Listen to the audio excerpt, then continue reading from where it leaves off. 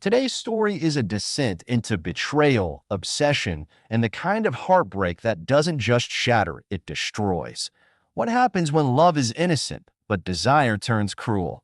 This is True Crimes Alter, where truth is more disturbing than fiction. Stay with us, because this isn't just a scandal. It's a tragedy soaked in silence, shame, and the ruins of broken trust. And it all began on one ordinary night.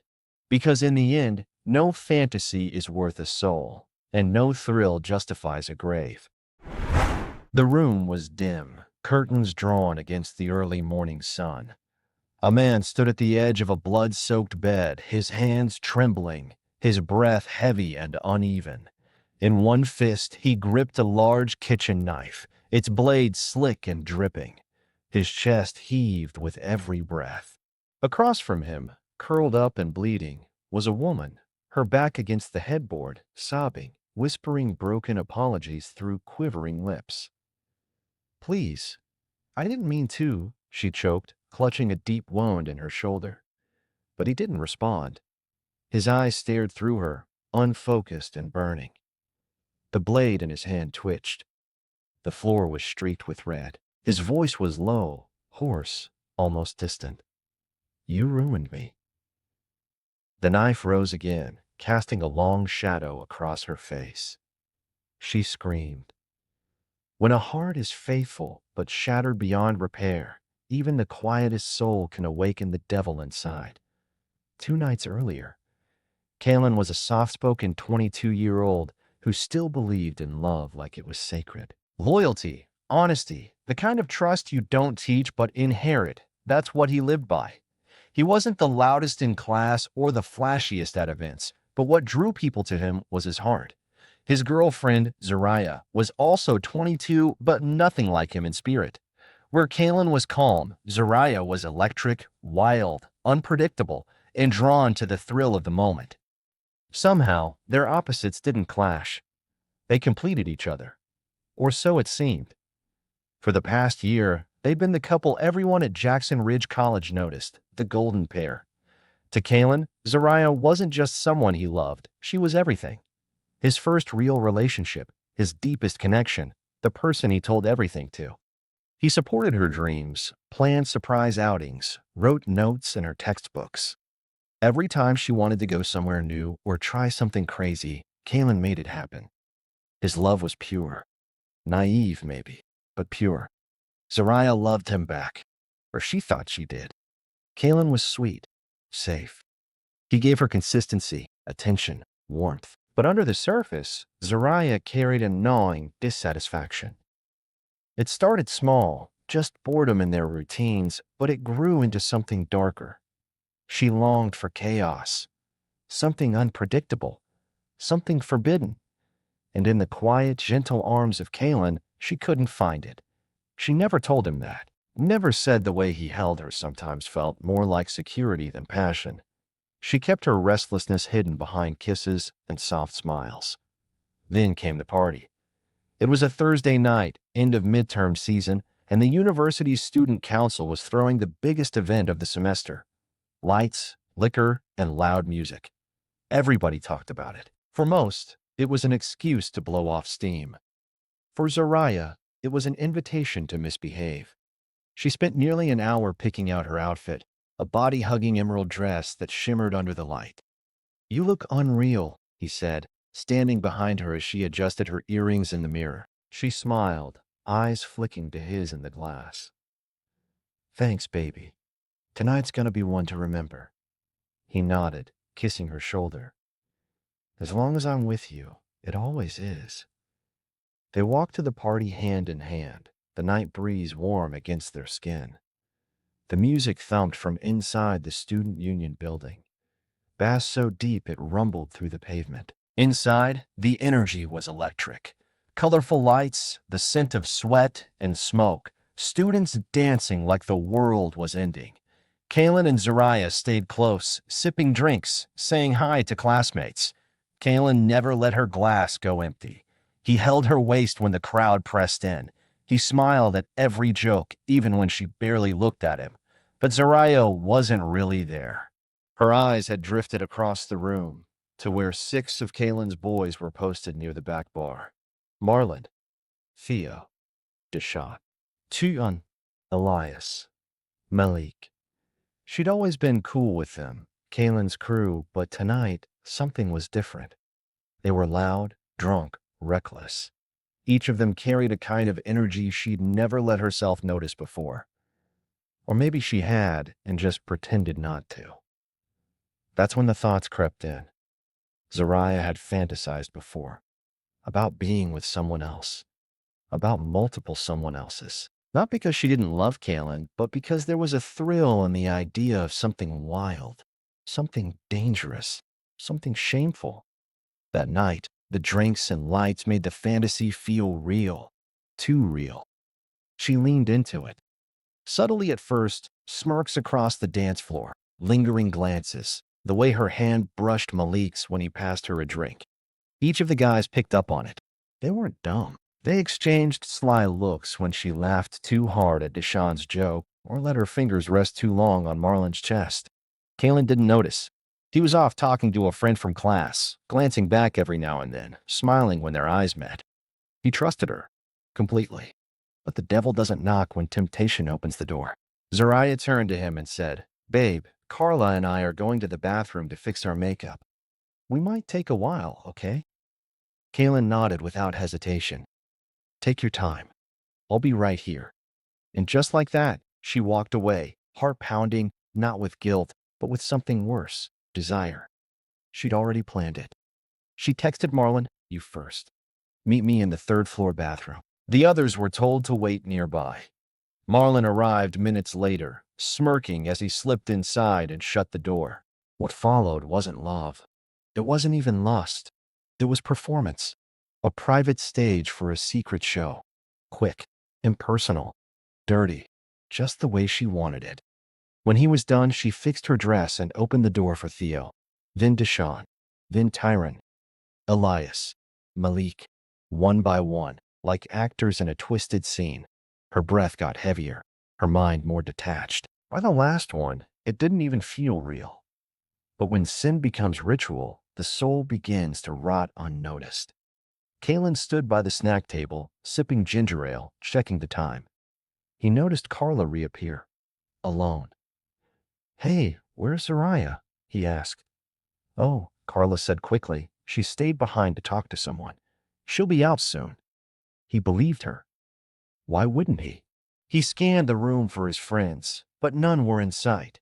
Strange, but not alarming. The party was packed. People came and went all night. 15 minutes later, Zariah returned. Hair perfect. Lip gloss fresh. Smile soft and sweet.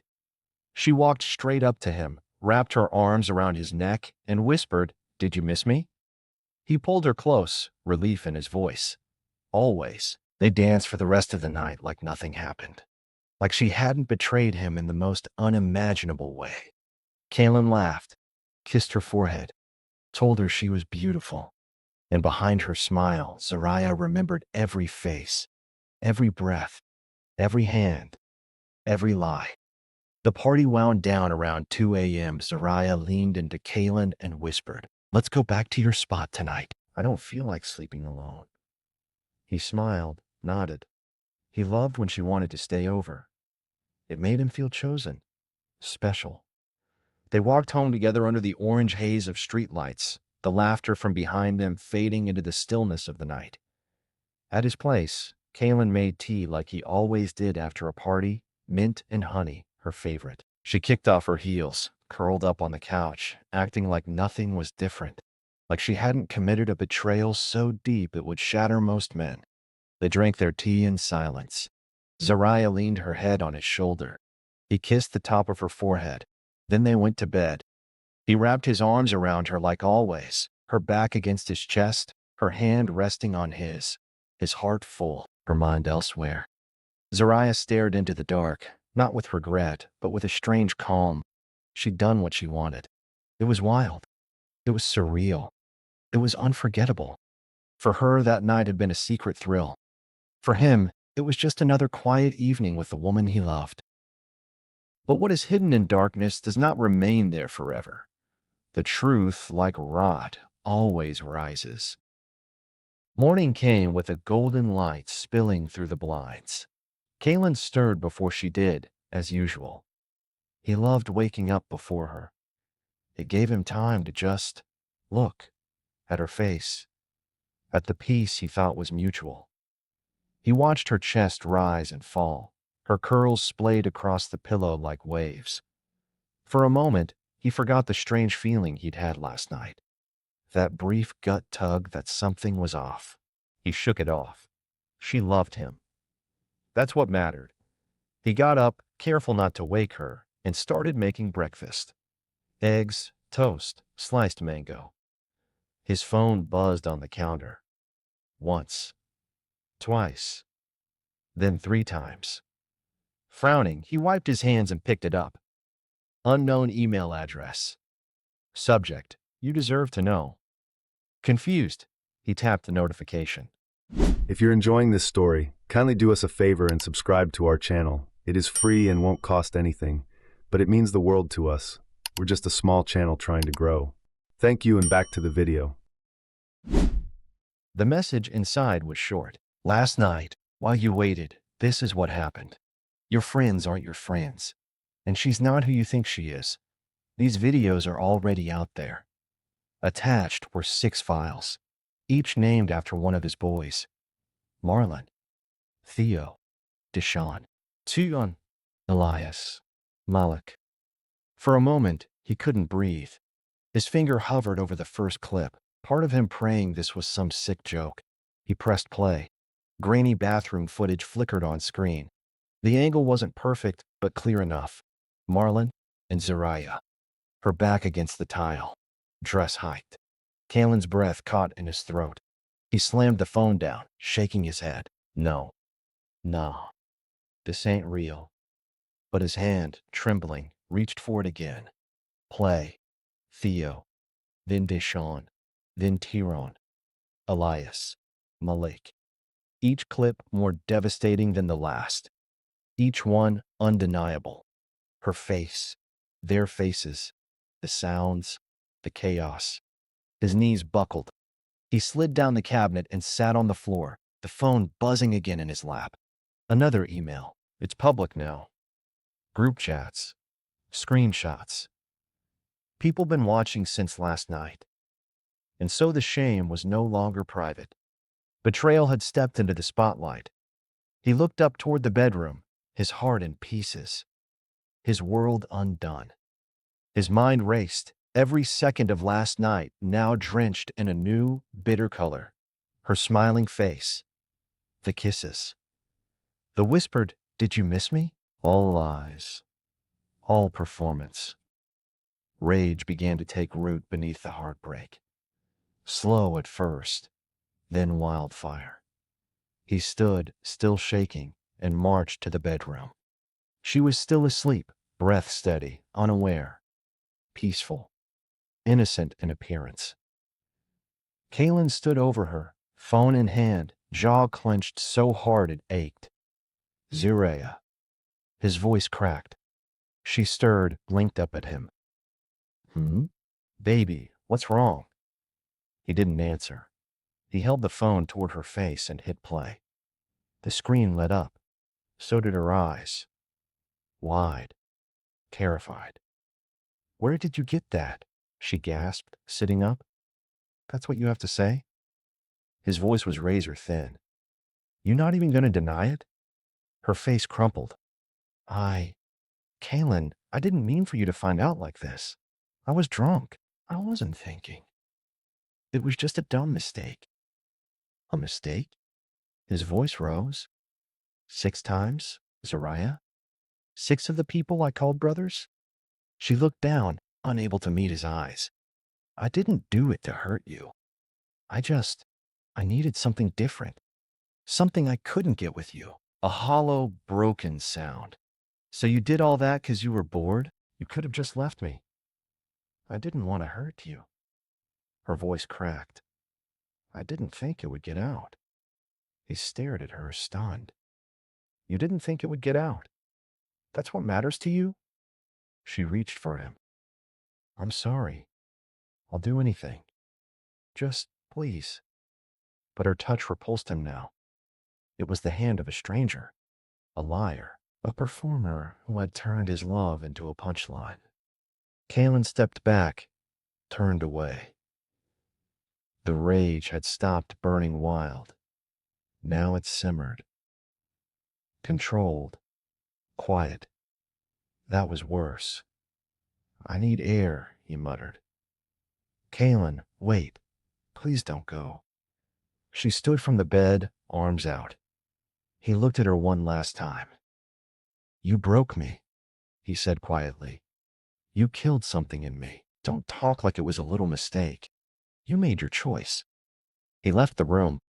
But sometimes, when the soul is scorched, what walks away isn't a man. It's what remains. Zariah stood frozen, breath shallow, heart racing. She didn't know whether to follow him or stay still. She collapsed back onto the edge of the bed, face buried in her hands. The tears came hard now, not from guilt, but from fear. Fear of what came next, not just with Kalen, but with everyone. What if people really had seen the videos? What if the story was already spreading? She sat there, consumed by panic, waiting for him to return. But he didn't come back. Not for a while. Kalen was in the kitchen, breathing heavily, leaning over the sink. His mind was a whirlwind of pain. His chest felt like it was caving in. Every laugh they'd shared, every kiss, every conversation, it all felt poisoned now. Contaminated. He opened the drawer near the stove with shaking fingers. Inside, a collection of silver kitchen knives, each lined up neatly. One gleamed under the soft fluorescent light. He picked it up.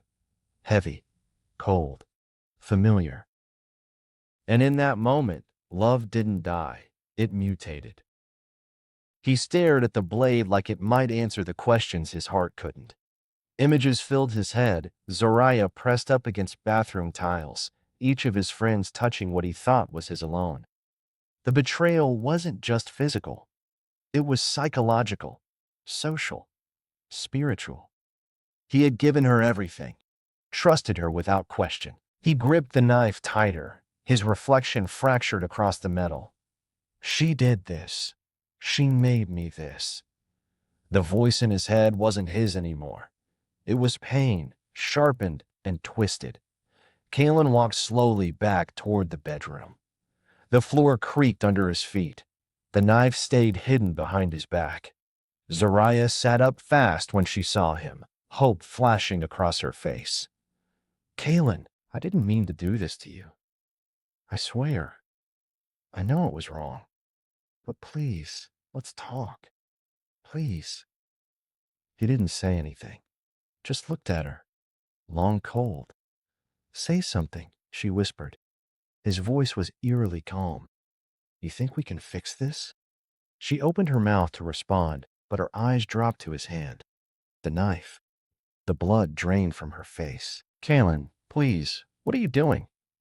He stepped forward, slow and steady. You don't get it? You ruined me. I didn't mean to, she cried, stumbling back. It wasn't about you. I was drunk and stupid and selfish, but I never wanted this. Her voice cracked. I didn't want to hurt you like this. But intentions mean nothing when the damage is carved into someone else's soul. Sorry? He said, his voice trembling. You think that word means anything now? He lunged. The knife caught her arm. She screamed, falling back across the mattress. Blood smeared the sheets. Please, she sobbed. Don't do this. He stepped over her. The knife flashed again into her shoulder. She cried out louder, the pain ricocheting through the room. You humiliated me, he yelled, his face inches from hers. You destroyed everything we had. Everything I gave you. She tried to push him off, grabbing at his wrists, but he overpowered her. Again and again. The knife plunged downward, each motion fueled by a fire that could not be extinguished by tears. The room became a blur of screams, blood, broken sobs. The air smelled metallic, her emerald dress soaked through with red. "I loved you," he roared. "I would have died for you." Zaraya's resistance faded. Her arm slackened. Her voice dropped to nothing but choked breaths. She stared up at him with wide, pleading eyes. And even as the light dimmed in them, there was still that question, why? Love can make a man tender, but betrayal can make him monstrous. Kalen stood over her, panting, his chest heaving. She wasn't moving. Her breathing had gone shallow, then stopped. Blood covered everything, the bed, the floor, his arms, his face. He stared down at her body like it belonged to a stranger, like the girl he had loved had never even been there. The rage faded. The silence that followed was worse than the screams. Slowly, the knife slipped from his fingers and clattered to the floor. He backed away, the room spinning, every heartbeat crashing like thunder in his ears. Panic set in. Reality hit like a tidal wave. He stumbled into the living room, grabbing his phone and wallet. He had no plan. He just needed to go. Get out. Leave. But a man running from his demons always finds them waiting down the road. He yanked open the door and stepped into the hallway. What he didn't see, what he couldn't see, was the neighbor across the way. Miss Lattimore had already called the cops.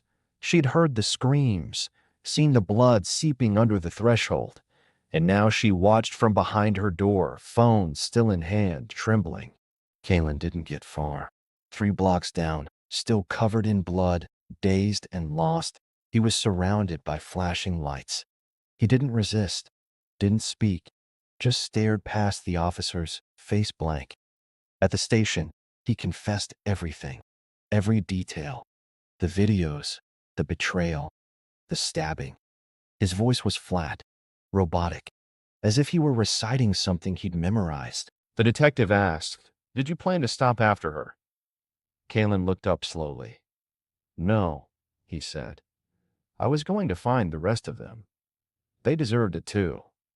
When heartbreak gives birth to vengeance, it doesn't stop with one body. It craves 6 more." The trial moved quickly. There was no mystery, no denial.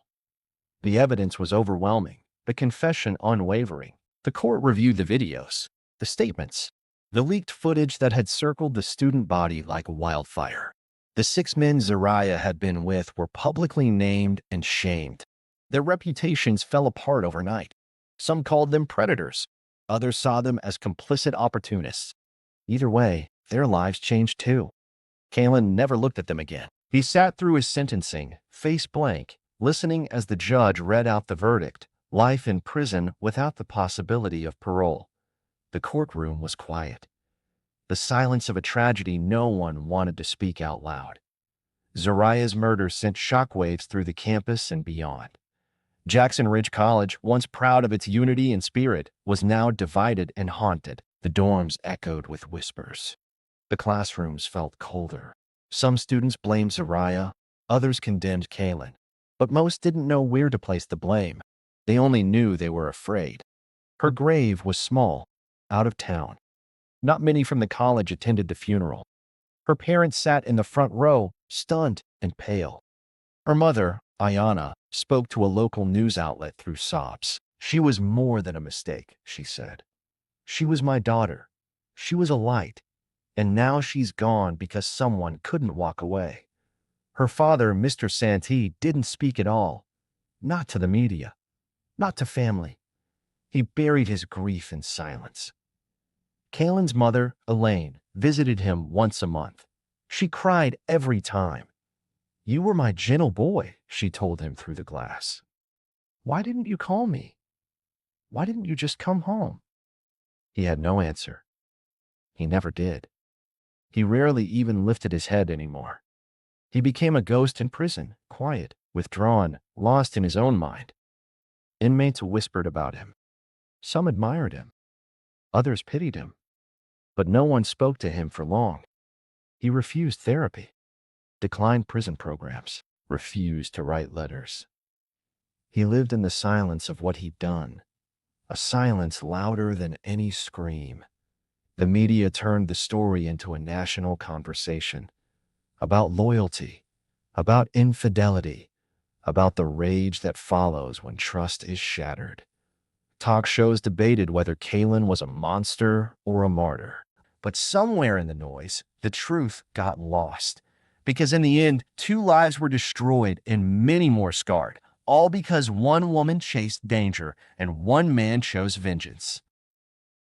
And here's the truth, raw and real.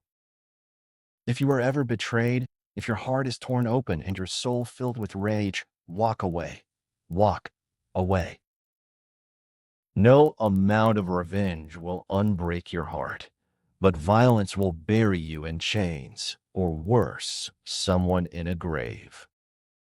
If you feel overwhelmed, reach out. Talk to someone. Go to a counselor. Call a family member. Report the wrongdoing to the proper authorities. Don't let the darkness inside you win. Choose life. Choose healing. Thank you for watching True Crimes Altar, where we confront the real, the raw, and the heart-wrenching. What do you think? Was Kalen a victim of betrayal pushed too far? Or did he cross a line that love can never justify? Comment your thoughts below. And tell us, where in the world are you watching from? We love hearing from our viewers across the globe. And if you haven't yet, hit that subscribe button, give us a thumbs up, and ring the notification bell so you never miss another chilling story from True Crimes Altar. Until next time, stay wise, stay safe, and never underestimate the weight of a broken heart.